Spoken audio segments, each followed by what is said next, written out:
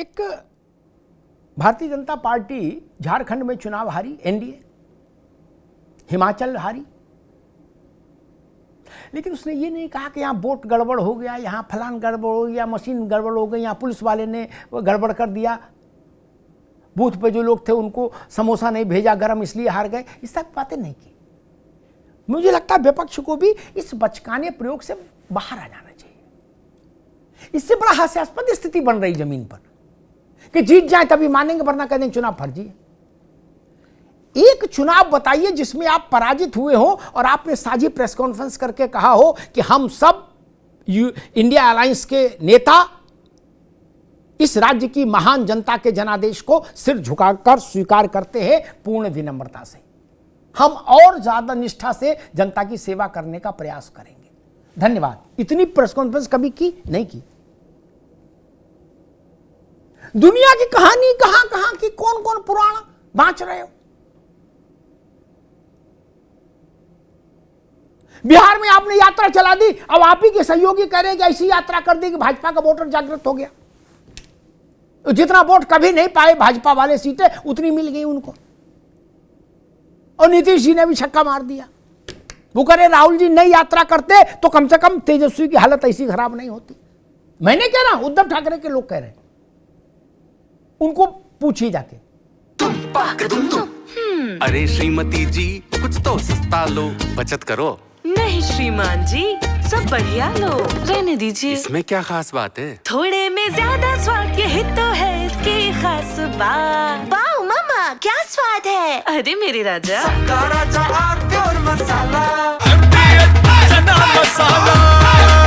अब छोलिया हो या लोबिया, सफेद चने या काले चने, सब कुछ मजेदार बने। और उत्तर प्रदेश का राजनीतिक परिदृश्य 27 का बिहार से कितना प्रभावित होगा ये तो चुनाव के बाद का विषय है, यह ज्योतिषी जाने। लेकिन एक सामान्य राजनीति विज्ञान के विद्यार्थी के नाते मैं इतना तो कह ही सकता हूं, सौर्या जी भी उस बात से सहमत होंगे, पुरोहित जी भी, कि कार्यकर्ताओं के, नेताओं के, उम्मीदवारों के मनोबल पर तो असर पड़ता ही है, चाहे यहां मानो या ना मानो। जैसे एक लोक जीवन का उदाहरण दे दूं, पुरोहित जी, किसी बड़े बूढ़े का देहांत हो जाए और उसकी खबर रिश्तेदारी में आए कि ताऊ जी नहीं रहे, तो ताऊ जी के उम्र के जो लोग इधर रिश्तेदारी में होंगे वो अवसाद में चले जाएंगे। इसलिए नहीं कि ताऊ जी के दुख में, इसलिए कि ताऊ जी का नंबर आ गया तो हमारा भी आएगा। नहीं है ना? बुजुर्ग लोग घाट नहीं जाते इसीलिए, फिर वो एक नए किस्म के भय के आगोश उसमें फंस जाते चक्रव्यूह में। इसीलिए मैं कह रहा हूं इतना बड़ा चुनाव असर न डाले, और कहे यूपी, तमिलनाडु में भी असर होगा मनोबल पर, बंगाल में भी असर होगा मनोबल पर। ऐसा नहीं हो सकता। और जो लोग ऐसा कह रहे हैं मैं मानता हूं उनको फिर राजनीति की समझ नहीं।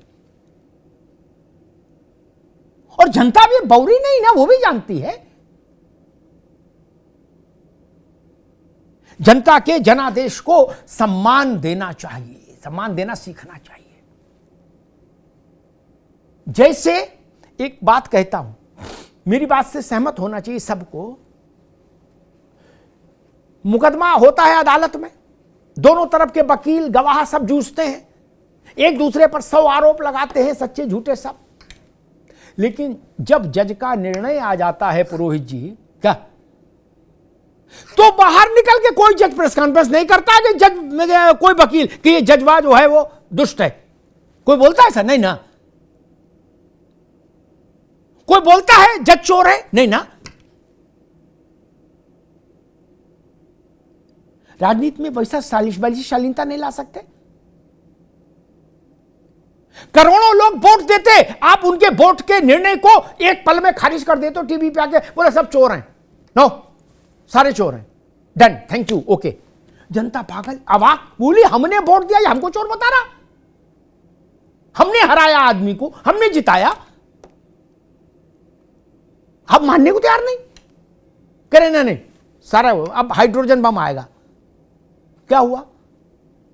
न्यूक्लियर बम, हाइड्रोजन बम, वो कौन कौन से बम आए, वो सुतली बम भी नहीं चले, जैसे नहीं चले। अगर जनता ही जनार्दन है तो जनता के निर्णय का सम्मान क्यों नहीं हो सकता? कोई आखिरी चुनाव है, फिर चुनाव होगा।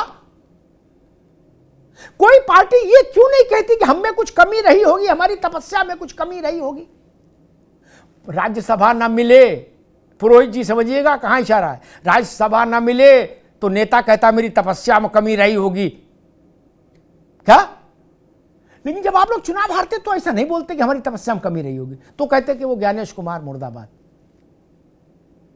अगर इस बात से कुछ वोट बढ़ रहा होता तो अब तक बढ़ गया होता बिहार में, नहीं, वहां तो यात्रा निकाल ली। नहीं बढ़ना है, बल्कि मेरी छोटी बुद्धि ये कहती है जनता इससे चिढ़ रही है।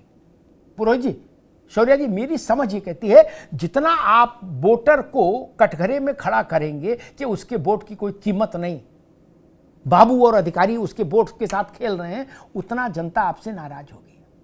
इस देश के सामान्य व्यक्ति के पास 5 वर्ष में एक बार सरकार बनाने और बिगाड़ने के अधिकार के अलावा और क्या है?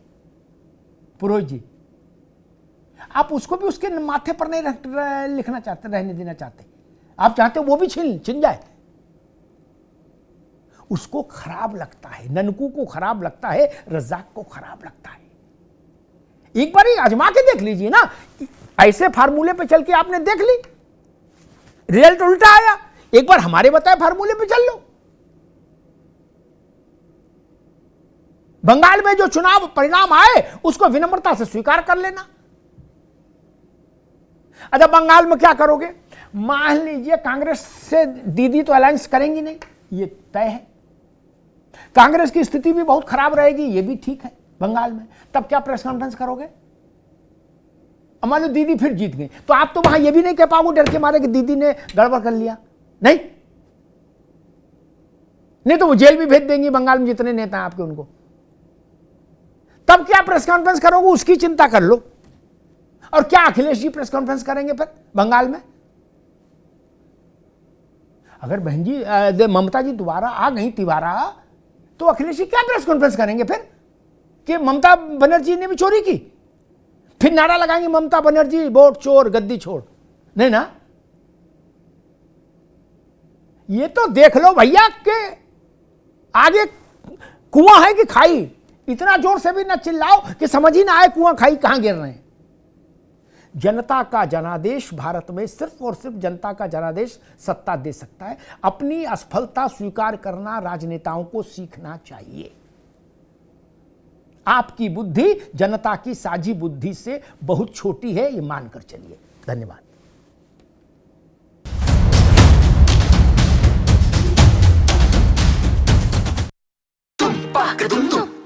अरे श्रीमती जी, कुछ तो सस्ता लो, बचत करो। नहीं श्रीमान जी, सब बढ़िया लो, रहने दीजिए। इसमें क्या खास बात है? थोड़े में ज्यादा स्वाद, यही तो है इसकी खास बात। वाह मामा, क्या स्वाद है। अरे मेरे राजा,